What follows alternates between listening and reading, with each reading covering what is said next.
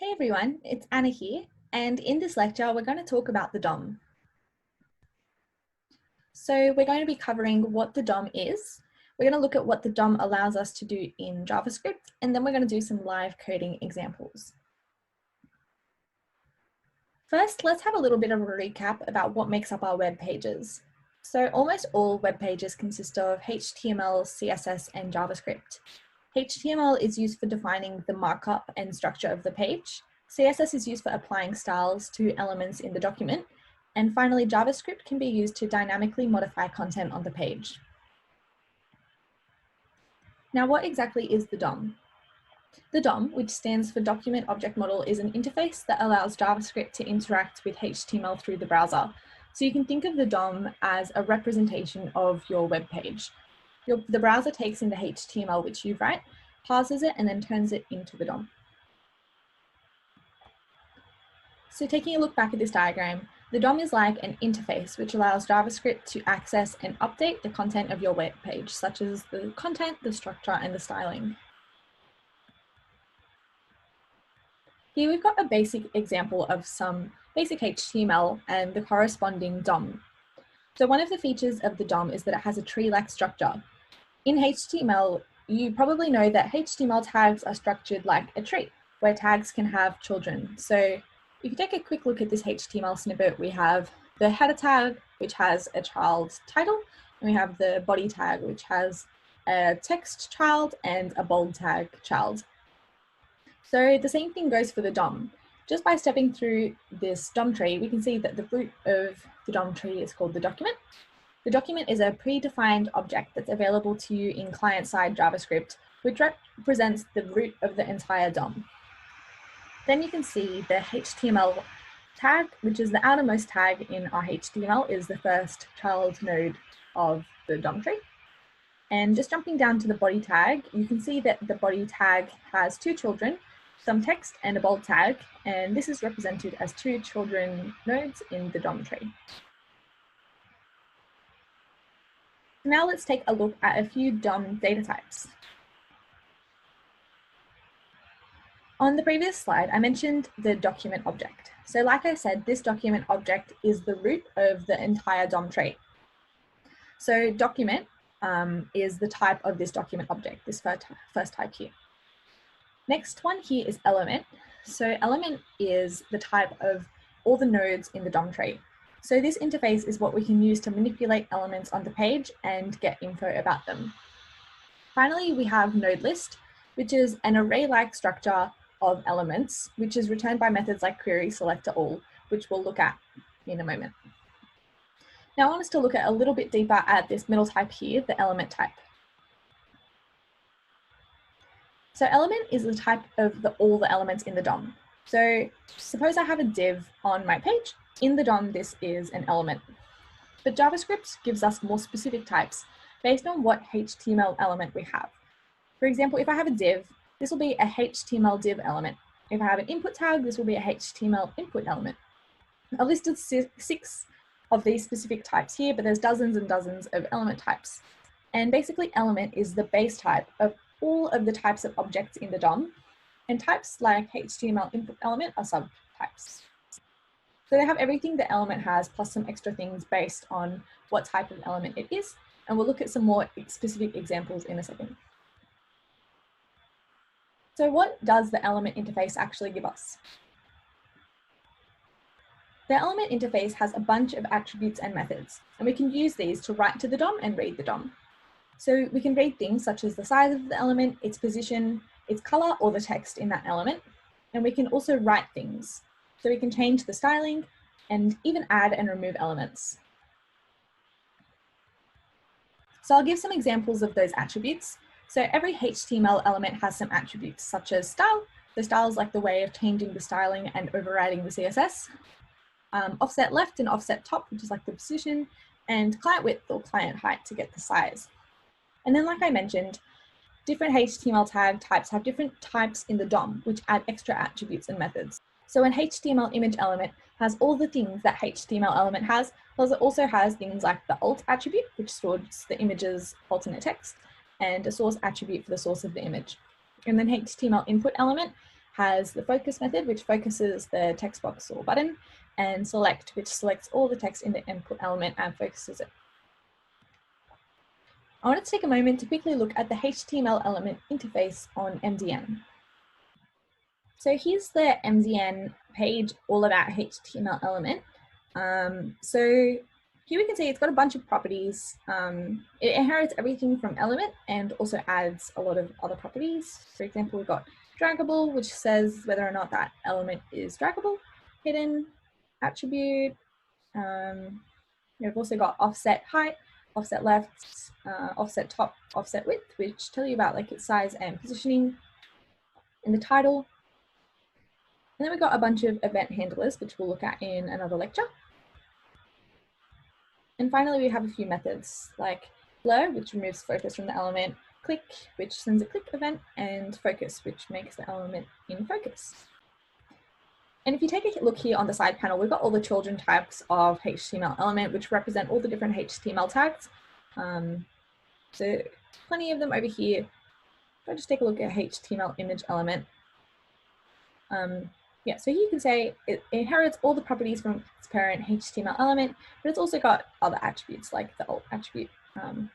And yeah, I always find MDN really useful to refer back to find information about different types. Okay, so we've seen how when we have a DOM element in JavaScript, we can read data from that element and manipulate it. But how do we actually get access to these DOM elements? So there's a few ways of retrieving DOM elements, and on this slide, I've listed a few of them. Essentially, when you know the ID, the class, or the tag type of an element, you can use these to retrieve them from the DOM. So first up, we have here document.getElementById, which uses the ID attribute of an element.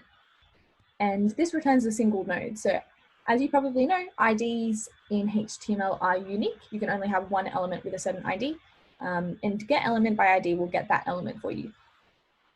Next up, we have document.getElementsByTagName. So this will accept a tag name such as div or image, and it'll return all the elements in the document which have that tag name. And similar to document.getElementsByClassName. So unlike IDs, class names is not unique. So it does the same thing as getElementById, but returns all of the matches. The last one we have here is document.querySelector. So this returns the first element that matches the provided selector query string. And I'll show you some examples of how to use query strings in a moment. All right, so I've made up a little sample HTML page here. Taking a look at the Elements tab in the browser console, I can see that we've got a header tag, a few images, and 2 divs. So let's have a look at how we can retrieve these elements from the DOM. So first I want to try getElementById. And you'll see this image tag here has ID puppy. So if I type document getElementById and pass in the ID puppy, you'll see that it's returned this DOM node. Next, let's try getElementsByClassName. So I have 2 boxes here and both of them have the class name box. So let's try and type that. And as you can see, it's returned a HTML collection with 2 elements with both of my boxes. And let's try getElementsByTagName. So I have 3 elements with the image tag name.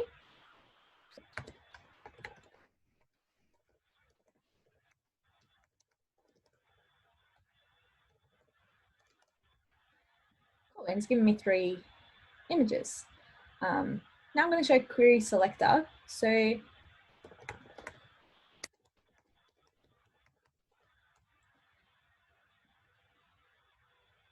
query selector accepts a query.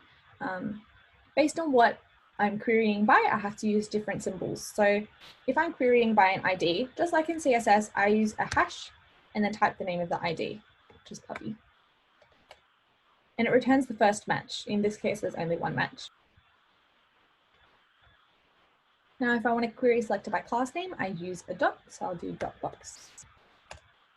And it's only returning the first match. If I want all the matches, then I use document.querySelectorAll.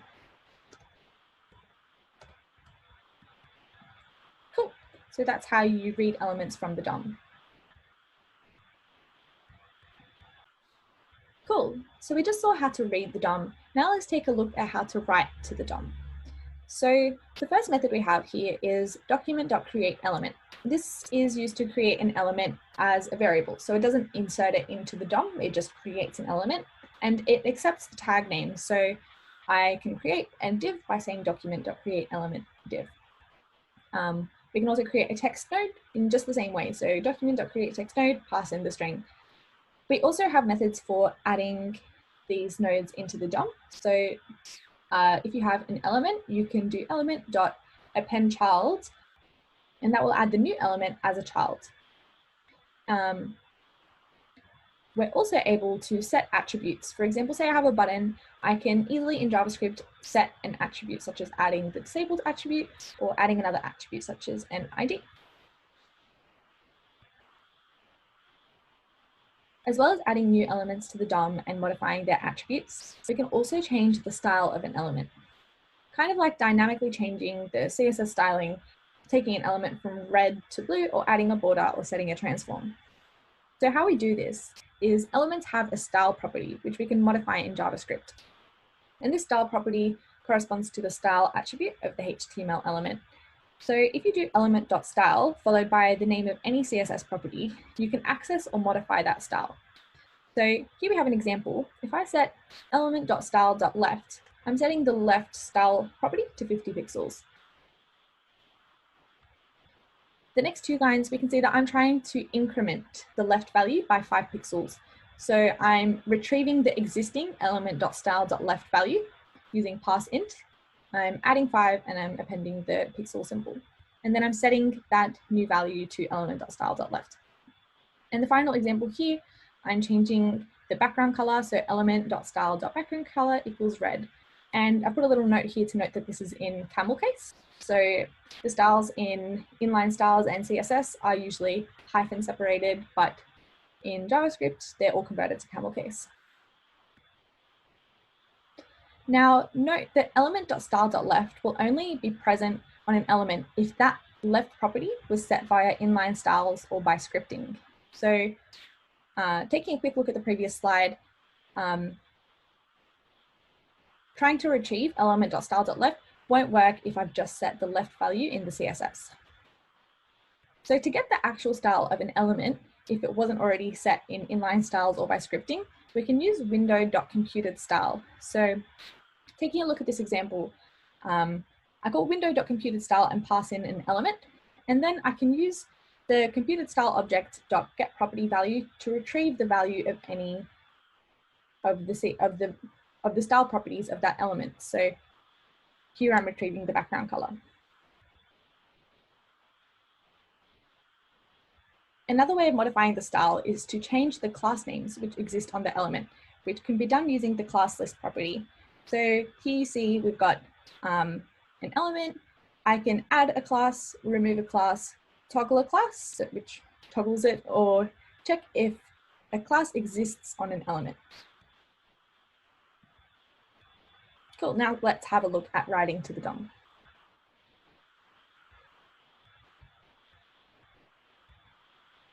All right, so I've got the same HTML page here as before, but now we're going to try writing to the DOM. So first thing I want to do is I want to make a new element. I'm going to make an image element.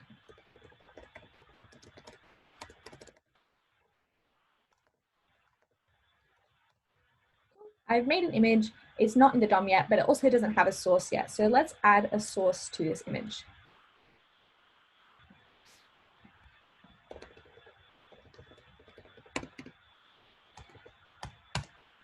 Cool, we've got our image and now we want to add it to the DOM. So I'm going to do document.body to get the whole body tag and append a new child and pass in our new node. Awesome, so the image is now showing up. Obviously it's looking really big, so I'm going to change the width attribute.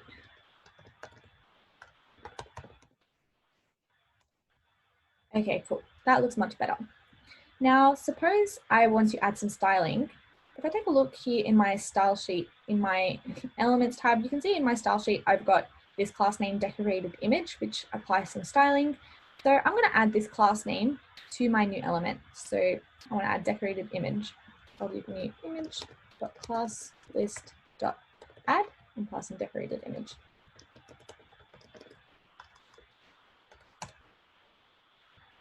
Okay, awesome. Now you can see those styles are applied. If I take a look at this element, it's got decorated image class list and it's got these new styles applied. Suppose I want to change it so that I have a slightly different border. I can do that using the style attribute we saw. So I'll change new image.style border.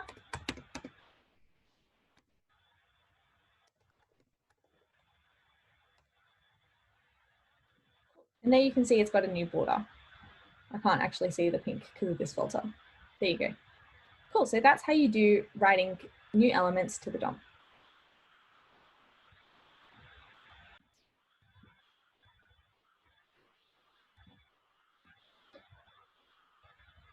One more cool thing which we're able to change about the view in JavaScript is scrolling the page to a certain position manually. So in JavaScript, the window object gives us scroll X and scroll Y, which tells us the current scroll position of the page. And then as well as that, it gives us a scroll to method. So this accepts a top position, a left position, and a behavior, which is like smooth or no scroll behavior, which lets us through the JavaScript scroll to a position on the page. So let's have a look at an example of how we can use this to scroll to an element.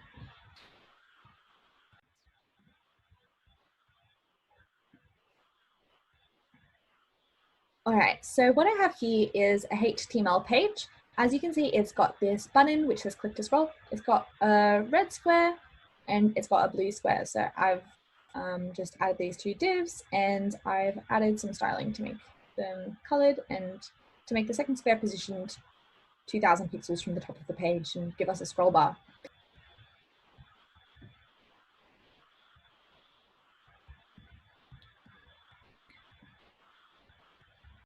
So what we want to do is we want to make it such that if I click this button, it'll scroll us down to this blue square.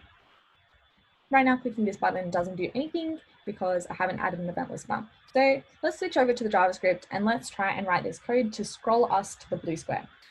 First, what I'm going to do is I'm going to use query selector to get the blue square.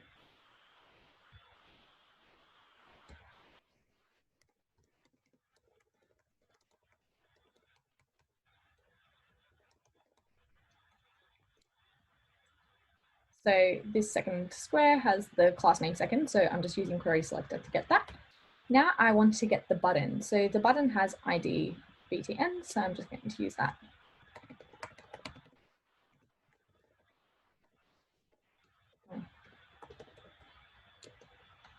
Cool, now I've got both my elements.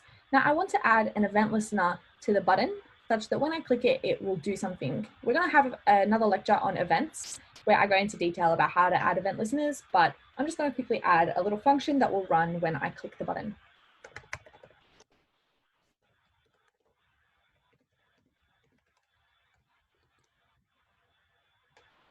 So in this event listener, what I want to do is I want to get the position of this blue square, and then I want to scroll to it.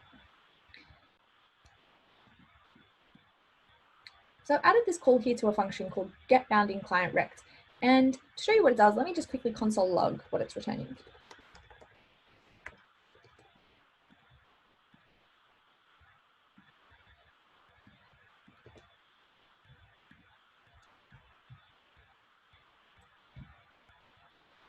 So getBoundingClientRect returns a DOM-rect object, which basically gives you the size and the position of this element. So I have the top value, which is 2000, which means this blue square is 2000 pixels from the top of my current client window.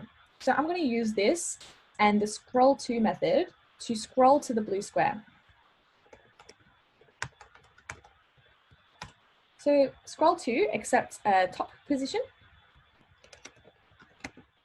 And I'm going to say rect.top. Let's try and run that. Cool. You can see when I click the button, it now scrolls me so that the blue square is there. One more cool thing about the scroll to method is that I can specify behavior as a scrolling behavior, and it has auto or smooth. When I set it to smooth, I get a nice animation where it actually animates me scrolling down to the blue square. All right, so that's it for today's lecture on the DOM. So thanks so much for listening.